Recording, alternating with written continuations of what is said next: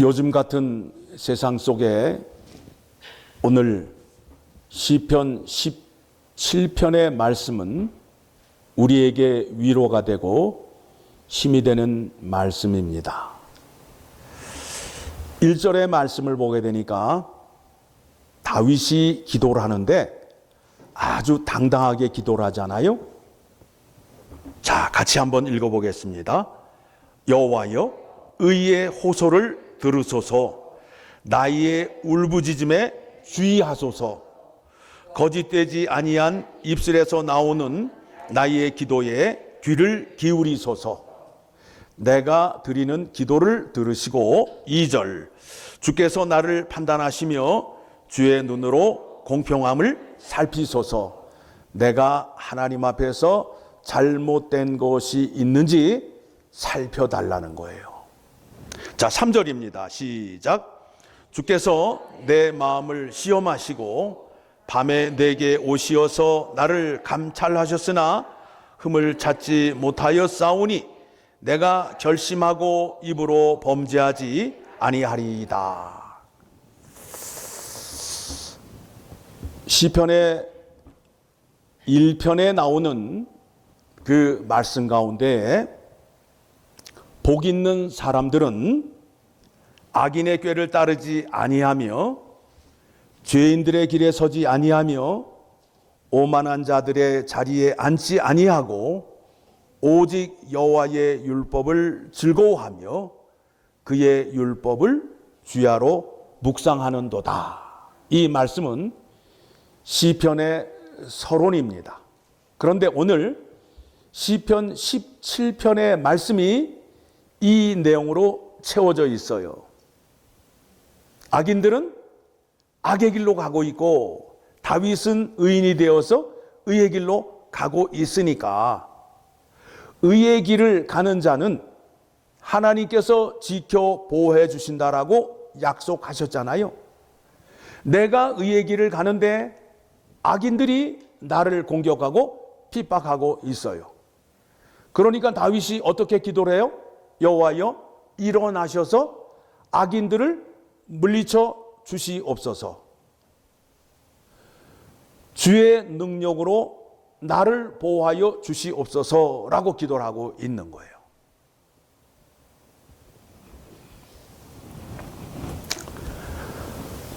다윗은 정직한 자라고 말하고 있어요. 그렇죠? 하나님 보시기에 합당한 자요, 정직한 자라고 말씀하고 있습니다. 그런데 우리의 생각과 사람의 생각으로 보게 되면 다윗이 정직한 자가 맞습니까? 안 맞습니까?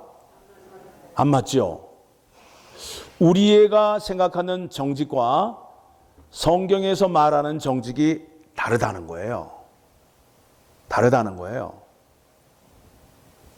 성경에서 말하는 정직은 하나님 말씀이 기준이 되어서 하나님의 율법의 말씀이 기준이 되어서 지켜야 하는 그 도리를 말하고 있는 거예요. 다윗은 누구보다도 허물이 많았던 사람이에요. 참 죄를 져도 심각한 죄를 많이 지었던 사람이에요. 그런데 그 다윗을 하나님께서는 정직한 자라고 말하고 있어요. 세상 사람들은 이해 못하지요. 어떻게 다윗이 정직한 자가 될 수 있느냐. 그런데 성경에서는 하나님은 다윗을 정직한 자라고 말하고 있어요. 다윗이 정직한 자가 됨으로 인해서 우리들도 희망이 있고 소망이 있잖아요. 그렇죠? 우리도 하나님 앞에서 정직한 자가 될 수 있고 하나님의 은혜를 받을 수 있고 하나님께 쓰임을 받을 수 있는 자라는 위로와 소망을 갖게 된다라는 겁니다. 다윗은 밤마다 하나님의 말씀 앞에서 말씀을 깨닫고 그 말씀에 따라 회개하며 돌이키는 삶을 살았어요. 그와 같은 삶을 삶으로 인하여 하나님께서는 다윗을 정직한 자로 인정하시고 그를 쓰게 되었다라는 겁니다. 다윗의 마음의 상태가 어떤 상태이냐 하면 청결한 상태가 되었다는 거예요. 하나님 말씀 앞에서 하나님의 말씀을 깨닫고 그 말씀에 회개를 하니까 그 마음이 어떻게 되었다고요? 청결하게 되었다는 거예요. 여러분, 죄를 지었는데 그 죄를 닦기 위해서 세제류를 갖다 놓고 마음을 닦으면 닦아집니까? 안 닦아집니까? 안 닦아져요. 새로 나온 좋은 세제를 갖다 놓고 마음을 닦아봐야 그 죄가 닦아지지 않는다는 거예요.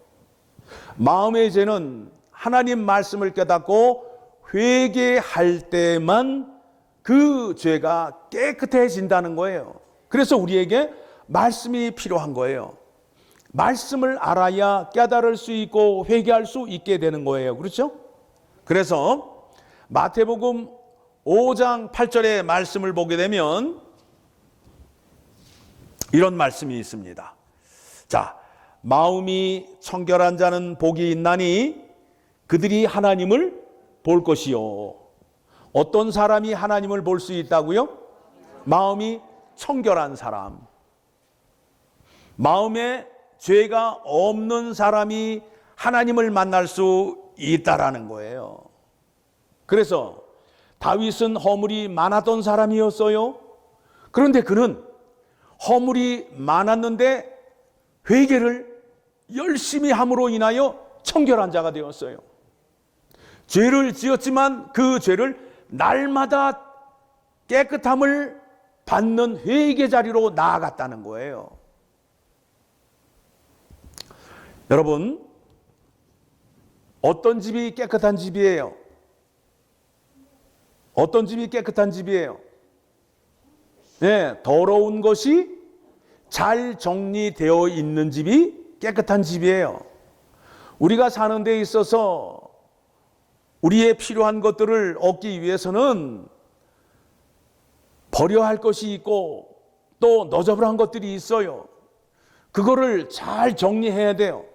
그런 것들이 방바닥에 널려져 있게 되면 지저분한 집이 되는 것이고, 그런 것들이 쓰레기통에 들어가 있게 되면 그 집은 깨끗한 집이 되는 것과 같이 우리 마음에 죄를 잘 정리함으로 인하여 청결한 자가 됨을 기억하셔야 됩니다. 그렇게 되면, 마음이 청결한 자가 되게 되면 하나님께서 쓰실까요? 안 쓰실까요? 쓰신단 말이에요. 다윗을 그렇기 때문에 쓰셨다는 거예요. 디모데후서 2장 20절의 말씀을 보게 되면, 자, 우리 한번 봅시다. 우리에게 청결한 자가 어떻게 쓰임을 받는지 그 말씀을 이해시키기 위하여 비유를 통해서 말씀하고 있습니다. 여러분 집에 가게 되면 그릇이 많지요. 그렇죠? 그릇이 많아요. 자, 20절 시작. 큰 집에는 금그릇과 은그릇뿐 아니라 나무 그릇과 질그릇도 귀하게 쓰는 것도 있고 천하게 쓰는 것도 있나니, 그릇이 좋은 그릇이 많이 있는데 쓰는 그릇이 있고 쓰지 않는 그릇이 있어요. 여러분, 어떤 그릇을 쓰셔요? 음식을 담으려고 하는데 그릇이 예쁘고 멋있는데 그 그릇을 쓰지 못하는 이유가 뭐예요? 더러워. 응? 그릇이 더러우면 거기에다 음식을 담아요, 안 담아요? 안 담는다고요. 그렇죠? 그 말씀하고 있는 거예요. 자, 21절 시작.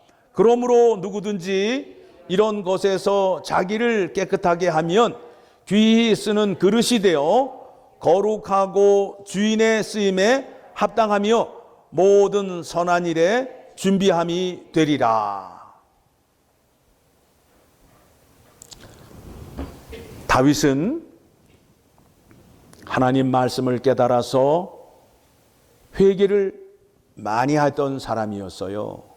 그래서 그가 회개할 때에 전심으로 진심으로 회개를 해서 눈물로 침상을 띄웠다고 얘기하잖아요. 다윗이 회개를 하는데 눈물로 회개를 하는데 그 눈물을 얼마나 많이 흘렸는지 침대가 둥둥 떴대요. 그러니 다윗은 하나님 앞에서 자기의 잘못을 회개함으로 인하여 깨끗한 자가 된 거예요. 청결한 자가 된 거예요. 마음이 청결한 자가 되어서 누구를 보았다고요?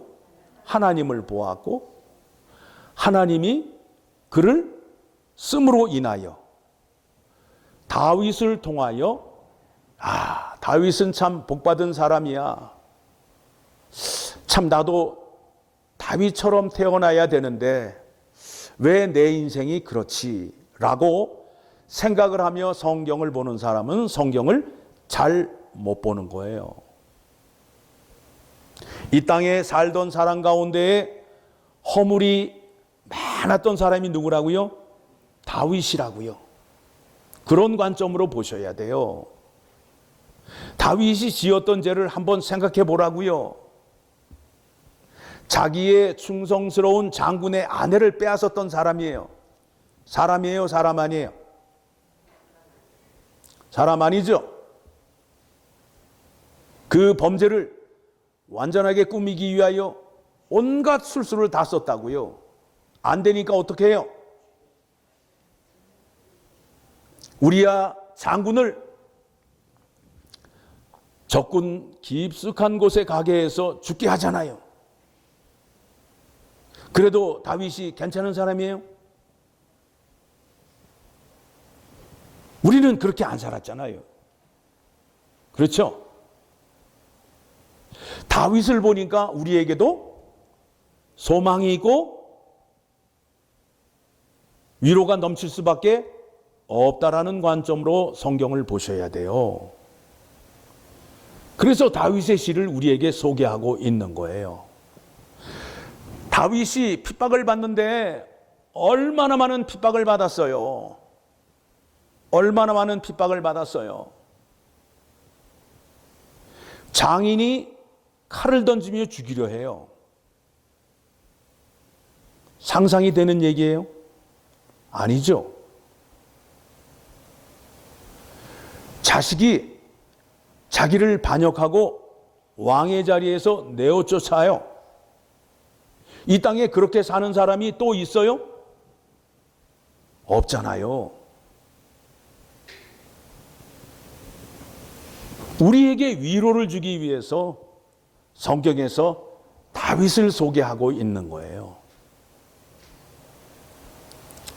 그 다윗이 하나님께 기도를 하였더니 하나님이 그의 기도를 들으시고 그를 만나주시고 그를 지켜 보호해 주셨다라는 겁니다. 우리가 지금 이 시대를 살고 있는데 우리의 생각과 우리의 능력으로 살 수 있어요? 없어요. 안 돼요. 내 생각대로 내 마음대로 되지 않아요. 어쩌면 내가 생각하는 것, 내가 뜻하는 것, 모든 것에 반대로 가는 상황이 벌어지고 있는지도 몰라요. 왜 그렇게 하실까요? 예수 그리스도만 의지하게 하기 위하여. 여러분에게 그런 일이 일어난다는 것은 화일까요? 복일까요? 복이란 말입니다. 여러분을 피할 수 있는 길로 우리 주님께서 인도하시는 거예요. 피할 수 있는 길은 어디라고요? 말씀밖에 없단 말입니다. 말씀 붙잡고 주님 붙잡고 살 수 있게끔 우리를 자꾸 코너로 몰고 가고 있는 거예요. 그러므로 인해서 우리의 고집과 자아가 점점 떨어지고 나는 간 곳이 없고 하나님의 말씀으로 채워지는 거예요. 오늘 15절의 말씀을 보게 되니까 다윗이 이와 같은 고백을 해요. 내가 하나님을 만났더니 내 영혼이 깨어서 주의 형상으로 변화되더라 라고 말하고 있어요. 주의 형상으로 변화된다는 것은 예수 그리스도의 성품으로 변화가 된다는 거예요. 무슨 말씀이에요? 예수 그리스도는 이 땅에 오셔서 여러 가지의 많은 유혹이 있었지만 아버지의 말씀에 죽기까지 순종을 했어요. 그래서 십자가에 죽으시고 부활하셔서 지금은 어디에 계세요? 하늘 우편에 계셔서 하늘과 땅의 모든 권세를 지시고 모든 이름 위에 뛰어난 이름을 가지셨단 말입니다. 그와 같은 은혜와 권세를 우리에게도 주실까요? 안 주실까요? 주신다고요. 하나님 말씀에 죽기까지 순종하게 되면 우리를 살리셔서 우리를 하늘 보좌 하나님 우편에 앉게 하셔서 우리에게 어떤 권세를 주시느냐 하면 주님과 함께 12지파 사람을 심판하는 일을 우리에게 맡기신다라고 말씀하고 있어요. 얼마나 놀라운 은혜인지 몰라요. 성경에 또 한 사람이 등장을 합니다. 우리가 잘 알고 있는 바울이 등장하잖아요. 여러분, 바울처럼 살고 싶으세요? 바울처럼 살고 싶으세요? 가는 곳마다 얻어 터지고 돌에 맞고 태장으로 맞고 가는 곳마다 동족들이 쫓아와서 고발하고 이 땅에 사는 사람 가운데 바울처럼 핍박을 받고 고난을 받은 사람이 없어요. 그런데 바울을 우리에게 소개하는 이유가 무엇이냐면 바울에게도 하나님의 은혜가 넘쳤다. 하물며 우리에게 은혜가 넘칠 수밖에 없지 않느냐라는 것을 우리에게 말씀하시기 위하여 다윗을 등장시키고 바울을 등장시킨다는 것을 기억하시고 하나님의 말씀을 보셔야 됩니다. 자, 디모데후서 4장 8절의 말씀을 보게 되면 이제 바울이 로마 감옥에 갇혀 있습니다. 자, 바울이 재판장에 나아가서 재판을 받게 되면 그에게 떨어지는 온도가 무슨 온도가 떨어지겠어요? 석방이에요? 사형이에요? 사형이라고요. 사형이라는 것을 알고 있다고요. 그런데 바울의 입에서 이와 같은 고백이 나오게 됩니다. 8절 시작. 이제 후로는 나를 위하여 의의 면류관이 예비되었으므로 주 곧 의로우신 재판장이 그날에 내게 주실 것이며 내게만 아니라 주의 나타나심을 사모하는 모든 자에게도 니라. 자, 이제 재판을 받게 되면 사도 바울은 이제 십자가에서 처형을 당하게 됩니다. 사도 바울이 뭐라고 얘기하고 있느냐 하면 로마 황제가 나에게 사형 언도 내리는 판결은 가짜라는 거예요. 가짜라는 거예요. 나를 심판하시고 나를 판단하실 분은 누구밖에 없다는 거예요. 하나님밖에 없다라는 거예요. 이와 같은 믿음을 가지셔야 돼요. 에? 너희들이 나에 대해서 사형 언도를 내리고 십자가에서 나를 죽여봐라. 그러면 누가 살리신다? 하나님이 살리신다. 나는 누구 앞에 서서 심판을 받아야 함을 분명히 알고 있기 때문에 로마 황제가 그에게 내리는 사형 언도와 재판은 가짜라고 외치고 있는 거예요. 우리의 삶 속에서도 이 믿음을 적용하셔야 돼요. 우리는 누가 조금만 나에게 뭐라고 하면 막 자지러진다고요. 그런데 사도 바울이 가졌던 믿음을 갖게 되면 네가 나에 대해서 판단하는 것은 진짜다, 가짜다? 가짜다. 나를 판단하실 분은 오직 누구밖에 없다? 하나님밖에 없다라는 믿음을 갖게 되면 당당해요, 당당하지 않아요? 당당하지 않아요. 이렇게 사시라고요. 네가 뭔데 나에게 이래라 저래라 판단하고 뭐라고 해? 라는 그 배짱이 있으셔야 된다고요. 나는 아무나 나를 판단하고 나를 심판할 수 있는 그런 존재가 아니야. 나는 누구만 나를 판단하고 나를 심판하신다고요? 하나님만. 그와 같은 믿음이 있으셔야 된다고요. 그와 같은 믿음이 다윗에게 있었고 사도 바울에게 있었다고요.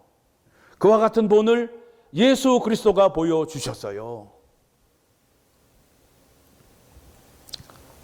우리가 이 땅에서 믿음 생활하면서 나는 하나님의 사람으로서, 하나님의 백성으로서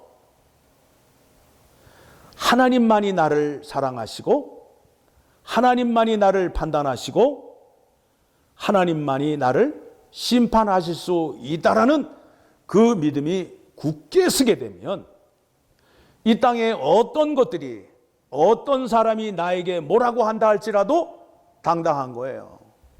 네가 말하는 것, 네가 판단하는 거는 다 가짜다라고 외칠 수 있게 되는 거예요. 오늘 다윗의 고백이 그렇잖아요. 내가 의인의 길을 가고 있는데 하나님께서 나를 지켜주시고 악인들이 나를, 젊은 사자가 음침한 곳에서 웅크리고 나를 공격하려 하고 내 생명을 빼앗으려 하는데 하나님께서 그 생명을 지켜 보호하여 주셔야 함을 당연히 외치면서 기도하고 있는 모습을 오늘 본문을 통하여 확인하게 됩니다. 그래서 다윗은 결국에 이스라엘의 왕의 자리에 올라서 하나님의 은혜를 백성들에게 전하는 귀 쓰임을 받았던 하나님의 종이었잖아요. 그렇죠? 네. 자, 13절을 가게 되면, 오늘 본문의 말씀 13절을 가게 되면, 자, 같이 읽겠습니다. 여호와여 일어나 그를 대항하여 넘어뜨리시고 주의 칼로 악인에게서 나의 영혼을 구원하소서. 지금 기도를 하는데 악인을 하나님께 부탁하고 있는 거예요. 하나님, 앉아 계시지 말고 어떡하라고요? 일어나셔서 악인들을 가서 물리쳐 주시고 나를 보호해 달라고 기도하는 거예요. 에? 여호와여 일어나소서. 여러분, 그와 같은 기도를 하셔야 돼요. 내가 세상을 향하여 나아갑니다. 하나님 아버지, 일어나시죠. 나와 함께 가셔야 됩니다. 라는 믿음이 있으셔야 된다고. 다윗은 그렇게 기도하고 있어요. 14절 같이 읽습니다. 여호와여 이 세상에 살아있는 동안 그들의 분깃을 받은 사람들에게서 주의 손으로 나를 구원하소서. 그들은 주의 제물로 배를 채우고 자녀로 만족하고 그의 남은 산업을 그들의 어린 아이들에게 물려주는 자니이다. 그들은 자기 중심적인 삶을 사는 거예요. 그에게 복을 주었더니 자기 잘 살고 자식 잘 살게 해주는 것으로 끝이 나요. 그러나 다윗은 청결한 자가 되고 하나님께 쓰임받는 자가 되어서 하나님의 구원의 은혜를 세세 후세에게 지금 이와 같은 구원의 은혜를 전하는 자가 되었잖아요. 그렇죠? 그래서 15절 시작. 나는 의로운 중에 주의 얼굴을 배우리니 깰 때에 주의 형상으로 만족하리이다. 마음이 청결하였다니 누구를 보았다고요? 하나님을 배웠어요. 그래서 하나님을 뵙고 하나님 말씀을 들었더니 뭘로 변화가 됐다고요? 하나님의 형상으로 변화가 되었다는 거예요. 그런데 우리는 자꾸 하나님을 만나게 되면 능력을 받아서 그냥 단칼에 날리는 걸로 생각하는데 그렇지 않아요. 하나님을 만나게 되면 어떻게 된다고요? 하나님의 성품을 담는 자가 된다는 거예요. 자, 그 말씀이 어디에 나오게 되느냐 하면 고린도후서 3장 18절 말씀을 보게 되면 한번 봅시다. 고린도후서 3장 18절. 지금 하나님 얼굴을 보는 장면이 나오죠. 그렇죠? 예. 모세가 하나님을 봤어요, 못 봤어요? 예. 하나님의 뒷모습은 봤어요. 그렇죠? 그런데 그 모세의 얼굴에 광채가 너무 많이 나서 그 광채를 갖고 산에 내려와서 백성들에게 하나님의 말씀을 전하니까 백성들이 뭐라 그래요? 모세의 얼굴이 너무 빛이 나니까 수건을 가리고 하나님의 말씀을 전했단 말이에요. 그렇죠? 예? 자, 그러면 잘 생각해 보세요. 모세를 소개하는데 모세는 이 지면 위에 가장 능력이 있고 뭔가를 이적을 행한 사람이라고 소개를 해요? 아니면은 가장 온유한 자라고 소개하고 있어요? 가장 온유한 자라고 소개하고 있다고요. 조금 이해가 안 되시는 것 같은데 어디를 보시냐면 민수기 12장 3절을 가게 되면 12장 3절을 보게 되면 자, 같이 읽습니다. 시작. 이 사람 모세는 온유함이 지면의 모든 사람보다 더하더라. 왜 온유하게 되었어요? 하나님을 많이 만났기 때문에. 자주 만났잖아. 자주 만나게 되니까 모세가 어떻게 됐다고요? 성질 부리고 능력 나타내는 사람이 아니라 어떤 사람이 되었다고요? 온유한 사람이 되었다고요. 그러니까 여러분 믿음이 좋으시고 기도 많이 하시게 되면 어떤 사람이 되어야 된다고요? 온유한 사람이 되어야 된다니까요. 다윗이 그렇게 되었잖아요. 그렇죠? 자, 그럼 다시 이제 고린도후서 3장 18절 오게 되면 그 말씀에 대한 말씀이 정확하게 나오잖아요. 고린도후서 3장 18절 시작. 우리가 다 수건을 벗은 얼굴로 거울을 보는 것 같이 주의 영광을 보매 그와 같은 형상으로 변화하여 영광에서 영광에 이르니 곧 주의 영으로 말미암음이니라. 보게 되니까 어떻게 됐어요?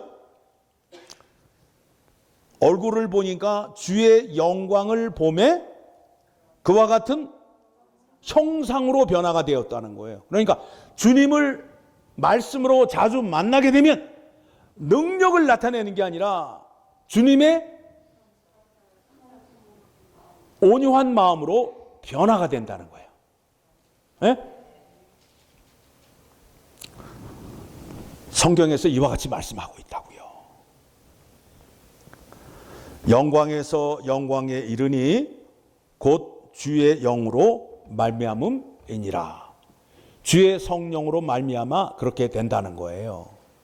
주의 성령이 우리를 예수 그리스도 안으로 인도하게 되면 예수 그리스도의 가르침을 따라 예수 그리스도의 마음을 본받게 된다는 것이란 말입니다.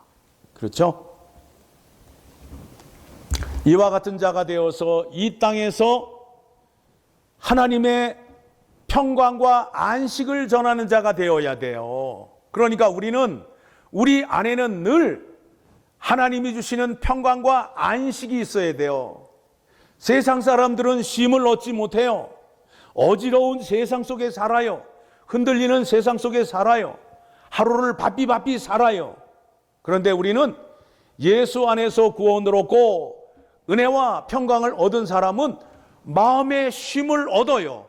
악인이 쫓아오는데 하나님 칼을 주세요, 내가 나가겠습니다가 아니라 누구 보러 나가라 그러는 거예요? 하나님 보러 나가시라는 거 아니에요. 그러면 하나님이 나가시게 되면 내가 뭘 얻게 되는 거예요? 평강과 안식을 얻게 되잖아요. 이것을 약속하셨어요. 예수 그리스도께서 부활하시고 제자들이 모여 있는 곳에 나타나셨어요. 첫 마디가 뭐였어요? 너희에게 평강이 있을지어다. 예수 그리스도를 통하여 우리에게 주시고자 하는 은혜가 뭐라고요? 은혜와 평강이라는 거예요.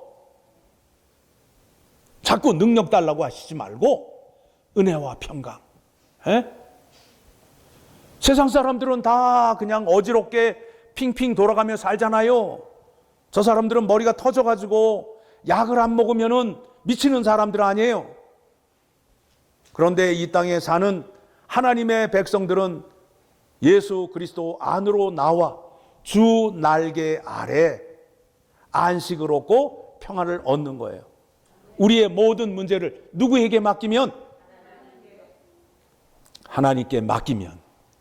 근데 내 마음이 믿음이 약함으로 인하여 나의 문제를 하나님께 맡기지 못하는 형편이 있단 말입니다. 그런데 오늘 말씀을 보게 되니까 다윗도 그러했고 바울도 그러했고 자기의 문제를 누구에게 맡겼어요? 하나님에게 맡겼단 말이에요. 자, 그렇다면 여러분은 여러분의 문제를 어떻게 하실래요? 능력을 받아서 내가 해결할래요? 아니면 그 문제를 맡기실래요? 맡기셔야 된다고요. 그래서 그 유명한 말씀이 나오잖아요.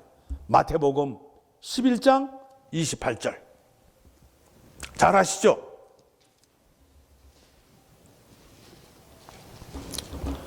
마태복음 11장 28절. 자, 같이 읽겠습니다. 시작. 수고하고 무거운 짐진 자들아 다 내게로 오라. 내가 너희를 쉬게 하리라. 나는 마음이 온유하고 겸손하니 나의 멍에를 메고 내게 배우라. 그리하면 너의 마음이 쉼을 얻으리니. 예수님의 모든 문제를 누구에게 맡겼어요? 하나님에게 맡겼잖아요. 아버지에게 맡겼잖아요. 그러니까 예수님도 평안을 얻으신 거예요. 누구에게 맡김으로 인하여? 아버지에게 맡김으로 인하여. 여러분의 모든 짐을 하나님께 맡기시라고요. 30절 시작. 이는 내 멍에는 쉽고 내 짐은 가벼움이라 하시니라. 짐을 질 게 없다니까요. 내 무거운 짐을 누구에게 맡기면 되는 거예요? 예수님께 맡기면 되는 거예요. 예수님 일어나시죠. 내 짐을 좀 짊어주시죠. 그와 같은 믿음이 있으셔야 돼요. 올겨울 어떤 상황이 어떻게 전개될지 아무도 몰라요. 그러나 우리에게는 피할 바위가 있고 피할 거처가 있고 우리를 품어주시는 날개가 있음을 믿어요. 그분이 누구예요? 예수 그리스도 안으로 들어가게 되면 평강과 안식을 얻게 된다는 겁니다. 흔들리는 세상 속에서 우리에게 위로하시고 안식을 주시기 위하여 예수 그리스도가 이 땅에 오셨습니다. 우리들의 삶이 정말 힘들고 어지럽습니다. 쉬는 게 아니에요. 집에 머물러 있지만 쉬는 게 아니에요. 밖에 나가서 일을 하지만 일에 즐거움이 있는 게 아니에요. 두려움 속에 일을 하고 있어요. 진정한 평강과 안식은 주님 전에 나와 예배드리며 주님 품에 안길 때에 생긴다라는 것을 아시고 오늘 말씀 깨달으시고 이제 여러분의 모든 문제를 누구에게 맡기시기만 되면 된다고요? 예, 예수 그리스도에게 맡기시기만 하면 된다는 거예요. 28절에 이렇게 나와 있잖아요. 다시 읽읍시다. 시작. 수고하고 무거운 짐진 자들아 다 내게로 오라. 내가 너희를 쉬게 하리라. 너희의 무거운 짐을 누가 져주시겠다는 거예요? 예수님께서. 그렇죠? 에? 우리의 당면한 문제 누구에게 맡기시라고요? 예수님에게. 예수님이 그 일을 맡아주시고 여러분에게는 평강과 안식을 주시겠다는 거예요. 이 기쁨을 아는 사람만이 주일날 예배를 드리러 나오는 거예요. 자기의 능력으로 자기의 힘으로 해결하려면 교회 나올 시간이 없는 거예요. 바빠 죽겠는데 교회 갈 시간이 어디 있어요? 세상 사람의 생각이에요. 그러나 하나님의 사람은 그렇게 살지 않아요. 나의 모든 짐, 무거운 짐을 누구에게 맡기면 된다? 예수 그리스도에게 맡기면 된다라는 믿음이 있기 때문에 그래서 교회 오실 때 뭘 들고 오시라고요? 죄짐을 들고 오시라고요. 마음의 무거운 짐을 들고 오시라고요. 그래서 주님 앞에 다 내어놓으시게 되면 주님께서 맡아주시고 여러분에게 평강과 안식을 주신다라는 겁니다.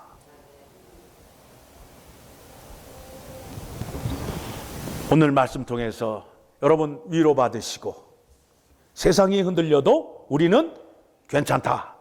그렇죠? 아멘 하셔야 설교를 끝날 텐데. 예. 기도하겠습니다. 하나님 아버지, 참 죄인들에게는 안식과 평강이 없습니다. 죄인들은 노예로 살아야 합니다. 죄 가운데의 노예를 예수 그리스도를 통하여 구원해 주시고 하나님 자녀 삼아 주시고 우리에게 안식을 주시기 위하여 품 안에 계시던 예수 그리스도를 이 땅에 보내주셨습니다. 흔들리는 세상 속에 교회를 세워주시고 하나님의 은혜와 평강을 받기 원하는 자들, 그 은혜를 사모하는 자들을 불러 모아주시고 때에 따라 필요함으로 채워주시는 그 은혜를 감사드립니다. 그 은혜가 우리에게 충만하게 넘쳐서 코로나 바이러스, 이 정치적으로 혼란한 이 세상 속에 살 때에 기쁨과 즐거움으로 살 수 있도록 인도하여 주시옵소서. 감사드리며 우리를 구원해 주신 예수 그리스도의 이름으로 기도드리옵나이다. 아멘.